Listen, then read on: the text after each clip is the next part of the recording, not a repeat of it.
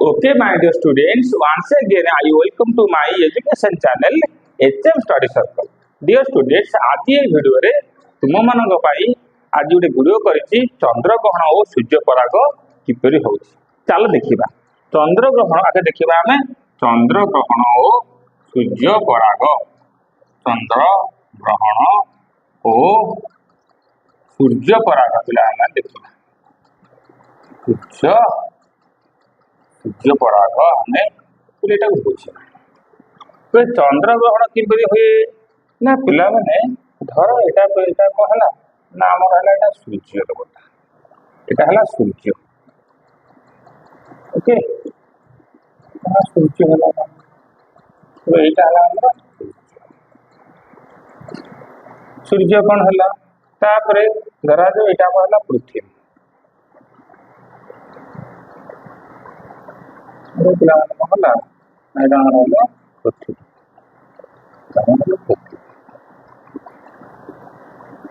तो एटा पिला पृथ्वी। पृथ्वी कौन करुच्ची ना सूर्य चारिपटे एमती परिक्रमण करुच्ची, सूर्य चारिपटे परिक्रमण करुच्ची। किंतु पृथ्वी चारिपटे किए परिक्रमण करुच्ची ना चंद्र परिक्रमण करुच्ची ना चंद्र कौन करुच्ची सी गोटे ट्राक रे पृथ्वी चारिपटे जाक परिक्रमण करुच्ची। धराज एटा चंद्र।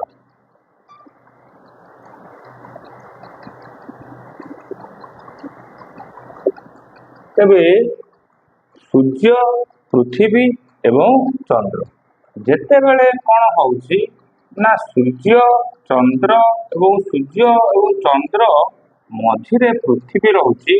तेबे कौन होउची ना सूर्य चंद्र मझिरे पृथ्वी रहिले तेबे पृथ्वीर लोक माने जेते बेले चंद्र कौन होउची सूर्य आलोक चंद्र एवं पृथ्वी उभय आलोकित होउछंती एवं सौरजगतर अन्य ग्रह गुड़िक आलोकित होउछंती।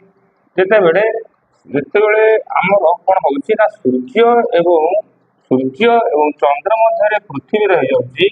पृथ्वी रहीगला परे जेतेबेले सेमाने चंद्र ग्रहण होउची आमर कौन होउची ना जेतेबेले आमर सूर्य चंद्र मझे पृथ्वी रोचे तेज चंद्र ग्रहण होउची। एटा कौन है ना ये आम अनुभव कले कौन ना पूर्णिमा राति जो पूर्णिमा राति होची चंद्रग्रहण। चंद्रग्रहण केतेबेले हम जेते बेले चंद्र पृथ्वी और सूर्य ठीक एक सरल रेखा रही। एक सरल रेखा रहिले कौन हम ना एपटे चंद्र एपटे कौन होटा मझिरे पृथ्वी रहीगला। पृथ्वी रहीगले पृथ्वीर छाईटा चंद्र उपरे पड़ुची। पृथ्वीर छाईटा चंद्र उपरे पड़ुची तेज पृथ्वीर लोक माने चंद्र को देखि पारु ना। एटा पिला माने कौन है ना ठीक कौन है ना चंद्र ग्रहण। एटा है चंद्र ग्रहण। सूर्य चंद्र मझे पृथ्वी रहिले चंद्र ग्रहण होची। एक्जाक्टली से भलिया जेतेबेले सूर्य जेतेबेले सूर्य धरा जाओ एटा सूर्य जेतेबेले सूर्य एवं मन पृथ्वी एटा पिला मन पृथ्वी। जेतेबेले सूर्य चंद्र एटा पृथ्वी जेतेबेले सूर्य चंद्र मझिरे एक्जाक्टली चंद्र जो पूरा एक्जाक्टली चंद्र जो सूर्य पृथ्वी चंद्र ठीक गोटे सरल रेखा रोचंती तेज एक समय कौन होची ना चंद्र छाईटा कौन होची ना सूर्य उपरे पड़ुची।